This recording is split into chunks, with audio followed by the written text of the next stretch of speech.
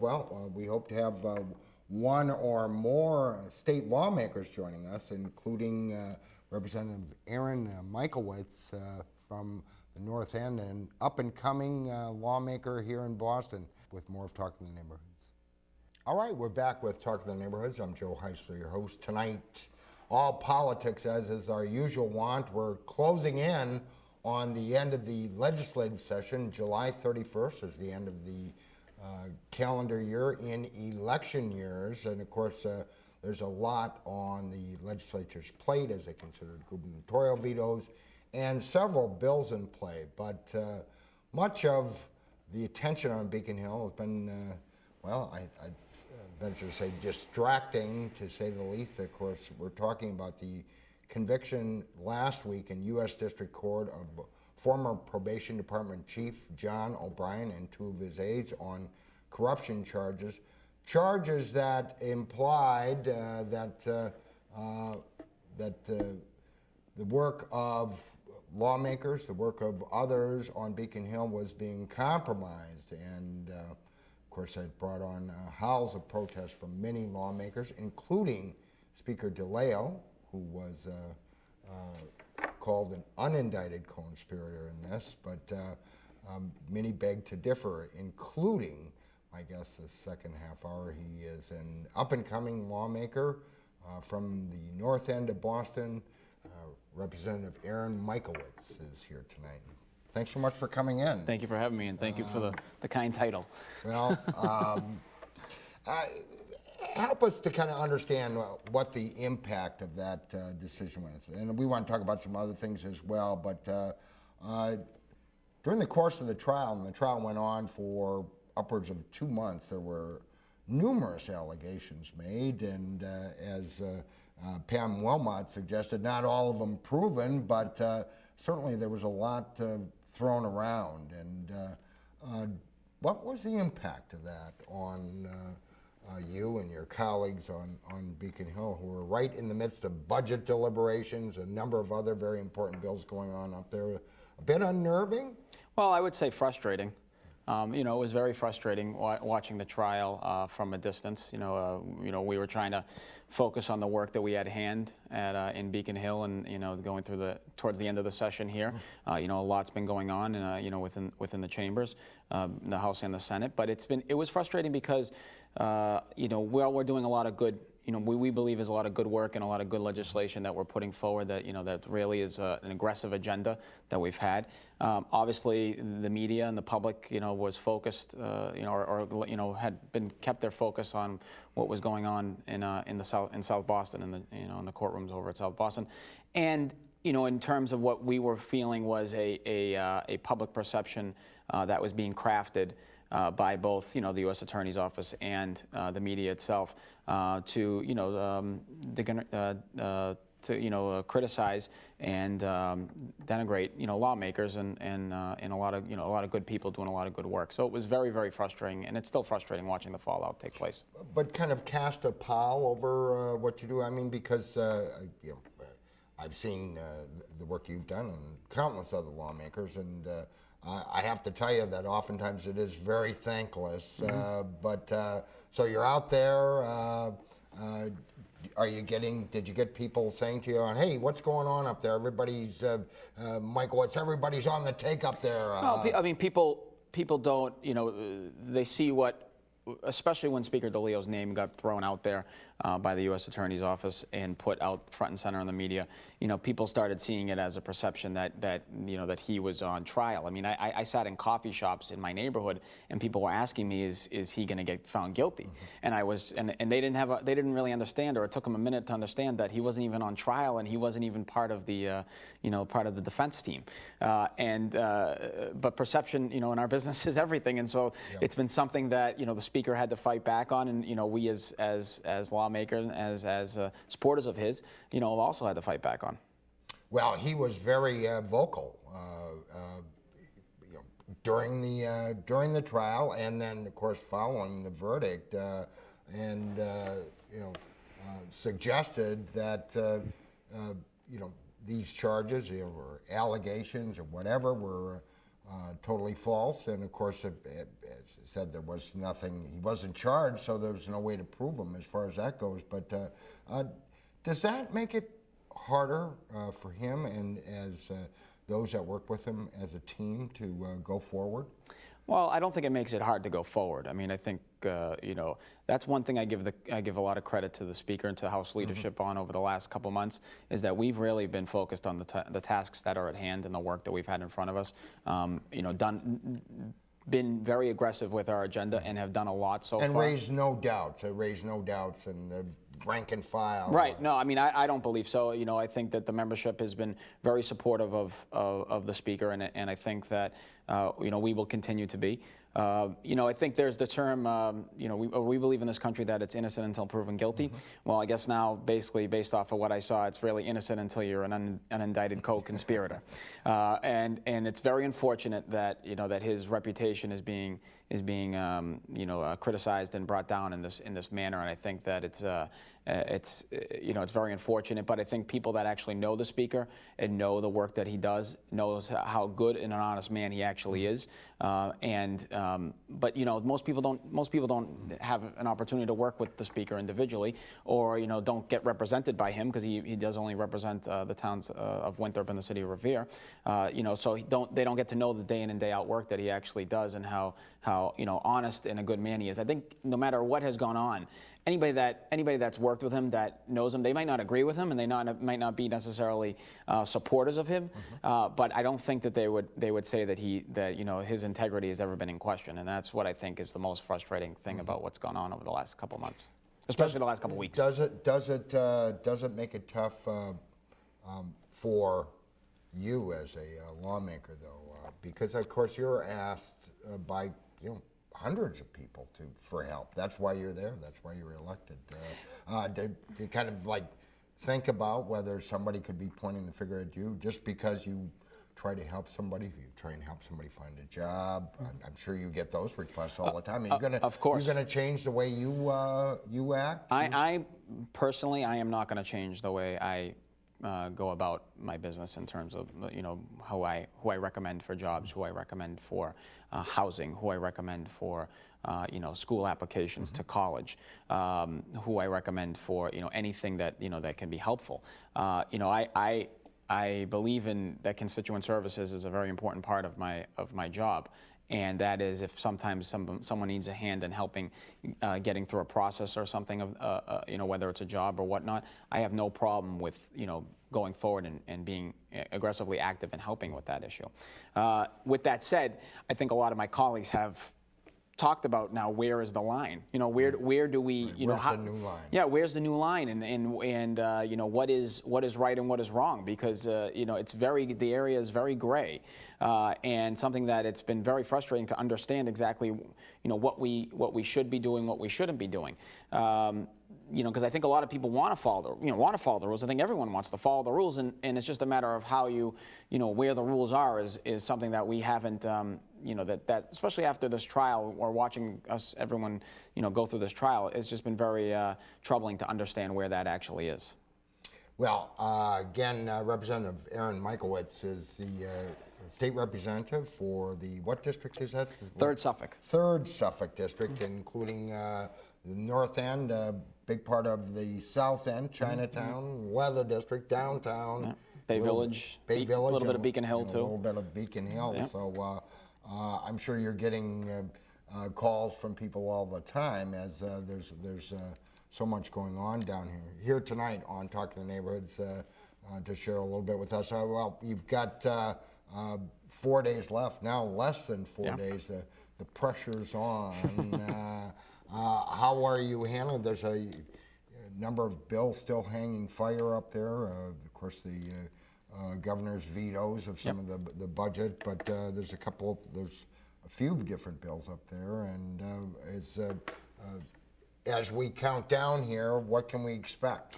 We've got a number of kind of balls still in the air that we're trying to get through the goal line. One of those being well, first and foremost, I think tomorrow in the House, at least, we're going to end up doing the governor's vetoes, overriding the governor's vetoes. I think there was about 20 some odd vetoes that the governor did on the budget that we're going to override. And then, there is as Pam was mentioning earlier, the Super PAC Disclosure Act, which the Senate just finished last week, and so we're currently in conference trying to come up with some. There's some differing language within both of them, and we're trying to get some compromising language to get to both floors before Thursday at midnight. There is the gun control legislation, which is same thing, two different versions. Two different versions, House versions. Very. I mean, there is some actually bigger differences amongst those two bills that we're trying to compromise, and I know that the conference committee's been meeting regularly since last Wednesday, and I think that they're very focused on trying to get something done before Thursday. There's an economic development bill that is going to affect some of the issues in Boston, especially like the I-cubed development legislation that's in part of that. That we've been working on, from the Boston delegation standpoint. That's relating to allowing getting state funding to help support brownfields and things of that nature. What about the liquor law changes that? Are we likely to see anything on that front? I know. It's something that's in conversation. But I know it's been something that many of the House members of the Boston delegation, including myself, have had some concerns with in terms of how it would play out, and especially for neighborhoods like mine, and I know a couple of my colleagues where these are potentially places that you could have later licenses or more liquor licenses. I know that's been discussed.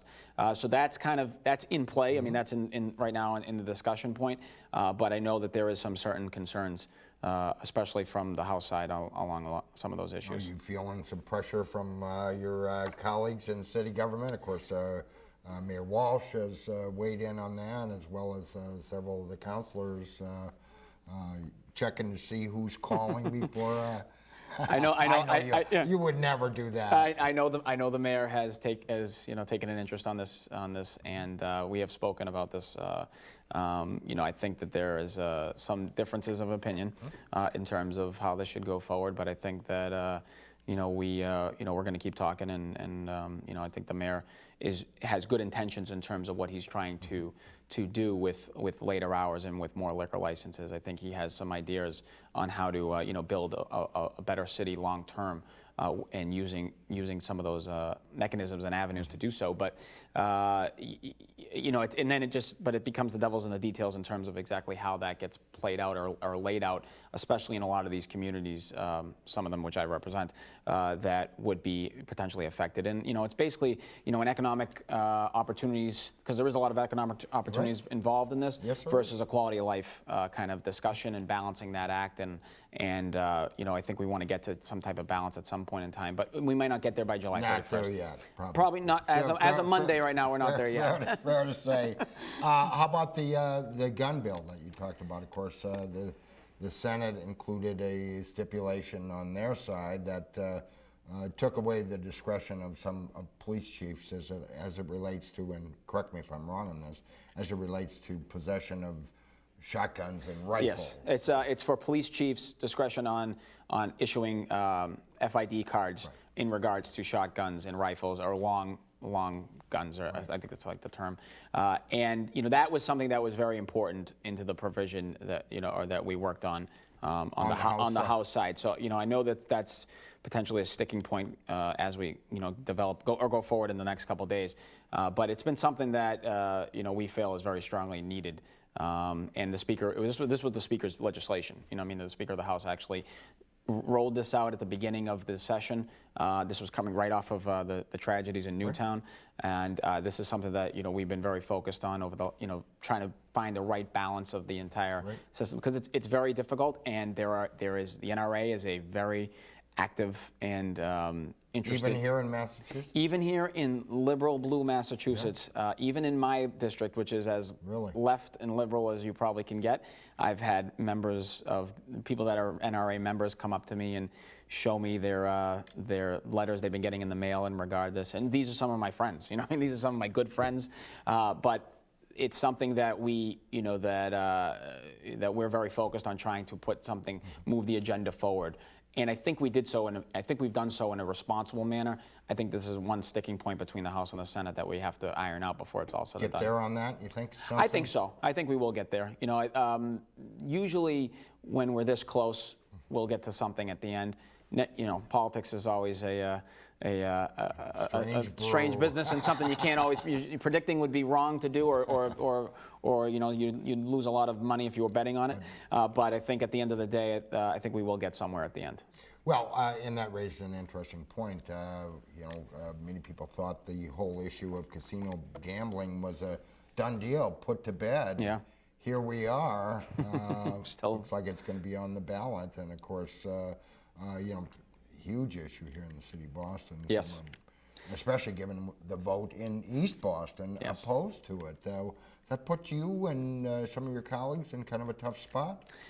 You know, my district, when I voted for it in 2010 and then in 2011 again, you know, I knew my district was pretty 50-50 just from conversations. I'd come off running for office in 2009, and that was a hot button issue during the time of 2009 when I ran. So, you know, I know a pretty good sense of that. My district is pretty 50-50 on the issue. I think if you'd put it in one of the neighborhoods that I represented, if it's similar to like what it was in East Boston, I think it would have lost as well. I think the people that support casinos or expanded gaming in this state, or at least in a lot of these neighborhoods in the city, just wouldn't support it in their own neighborhood or their own area, but do believe and understand the benefits of jobs, the benefits of revenue that come with it. And for me, the reason why I ended up voting for casino gambling, basically because I had concerns and I was trying. It was very tough. It was actually the toughest vote I've taken so far, to be perfectly honest with you. But I remember just thinking about how much gambling already consumes our culture and already consumes our environment, and that I didn't feel we were going to be adding to more gambling addiction or more gambling opportunities, because they were already there. People can go on their phones now and gamble. People, you know, I went to a Celtics game during this whole time. I went to the story I say is I went to a Celtics game, and I remember you could just buy scratch tickets at the Celtics game. So it's like anywhere you go, you can you know. Be partaking in gambling, you know, or gambling and then maybe leading to gambling addiction, and therefore, you know, I mean, if we're gonna, you know, do something like this, at least let's keep the revenue in house and make sure that we're using it to, you know, do the right things by it, and some of that's through gambling addiction treatment. What about talk about issues? How about marijuana pharmacies? Medical marijuana. Right. There was one that was originally designated in my district on the one block on Boylston Street that I have in the Back Bay, believe it or not. My one little piece of Back Bay, which I don't really even talk about that much because it's only one block, that was actually proposed in my district. And they made some mistakes in terms of how they rolled it out. They said that they had numerous support from elected officials, which they did not. It became a very hot topic issue. It was Good Chemistry was the company out of Denver, and this is such a hot button issue because I truly believe that these companies want to get in here now and get a base set up for now because of the argument down the road of potentially legalizing marijuana in general. Would you go along with that? You know, I'd have to think about it. You know, I would tend to say probably, but I think it'd have to be depending on how the legislation was presented or. Well. And let's, I want to shift, we've got just a couple minutes left. I want to ask about it. Of course, the rollout of that turned out to be flawed. Of course, there's several issues around the rollout of the state health exchange connector. Well, take your pick. There's a whole number of things. Now this, and rightly or wrongly, whether it was media-driven or just a perception issue, a lot of people pointing their finger at Beacon Hill, whether it's the governor, whether it's the legislature, suggesting it's time for a change. Has this set the wheels in motion that we could see a Republican back in the State House? And some, I think it's going to changes there. Yeah, I think it's going to be challenging. I mean, the Democrats are going to have a challenging fall. Because of those issues you mentioned, there's a number of them. Are you with any of the gubernatorial candidates? I am with. I'm uncommitted in terms of the gubernatorial candidates in the primary, but I will certainly be supporting the Democrat come after the primary. And I think that the Republicans are going to have a lot of red meat here to jump at. You mentioned a couple of them. Some of them are also the DCF scandals, things of that nature. There is a lot there out there. But I think one thing that the Democrats have going for them that isn't getting enough play right now, but will take effect or will play out throughout the election, I believe, is the economy is doing well, is doing better. And we're at the best place that we've been in terms of the economy since the meltdown of 2008. Unemployment's at its lowest that it's been in 6-7 years, at 5.5%. And as we all know, the economy sometimes drives whether these elections are going to turn into change. Might dissipate some of that anger, that frustration. Exactly. It might dissipate some of that anger. It might allow some promising discussion points. And when I say that, I don't necessarily mean just on the gubernatorial level. I also mean on the when you get down to the House and Senate races and how. Given that, do you see any of the candidates in the Democratic primary have an advantage here? Of course, the polls show that Martha Coakley's in the lead, but I don't know that anybody's really focused on it yet. I don't think people are focused on it, and I think that it's going to be difficult to get people to focus on it until after September, because the election is kind of early this year. I think it's September 9th. So there will be some challenges to get people to focus on it before then. But once we get into the fall, I think you will see more of a focus. But I don't think that Charlie Baker has been necessarily running a great campaign himself. I mean, he's had some mishaps and some, he's obviously had he has an opponent himself from the far right. But I don't think that's going to be much of a problem for him come September. But I think as we go forward, it'll be interesting to see how the candidates play out and how it as it gets closer, it'll definitely get tight. It's going to get tight, and it's going to be a tight election. I think that we're just going to have to outwork the Republican side like we've done in the past. Now, and you, of course, are running for re-election, but you are unopposed. I am unopposed once again. I don't know how you work that out, but take it when you can get it. Well, and before we go, I know you had in particular one bill in particular that you were working on that you were very pleased signed last week, affecting directly your district. Yeah, we signed. The governor signed a bill that had been supported by both myself and Senator Petrocelli, and that was to allow permanently, because there was a trial period, but this was the actual permit to allow bilingual ballots in the city of Boston for Chinese and Vietnamese Americans. When they come to the ballot box, they can ask for a ballot that's in Chinese or in Vietnamese. And it's very important because, as we know, the Eastern language or Eastern alphabet is much more challenging than any other situation dealing with. So for voters and especially Chinese Americans and Vietnamese Americans, to be able to go to the ballot box and have a better sense of who they're voting for and what they're voting for, especially when it comes down to questions. Some of those long questions that take place on the ballot. In terms of repealing the casino. I can't wait to see what Michlewitz looks like in Chinese. It's the name's Macaulay in China. That's how they know me in Chinatown, believe it or not. Well, I'm sure it was important. Again, Representative Aaron Michlewitz serves the 3rd Suffolk House District, including much of the downtown area. Hails from the North End. It's always nice to have you here. Thank you for having me. I appreciate the time. You're watching Talk of the Neighborhoods here on the Boston Neighborhood Network. We're here tonight and every Monday night at the same time. We'll be back next week. Until then, for the entire staff and crew, I'm Joe Heisler, your host. Thank you for watching. Have a pleasant evening. Good night.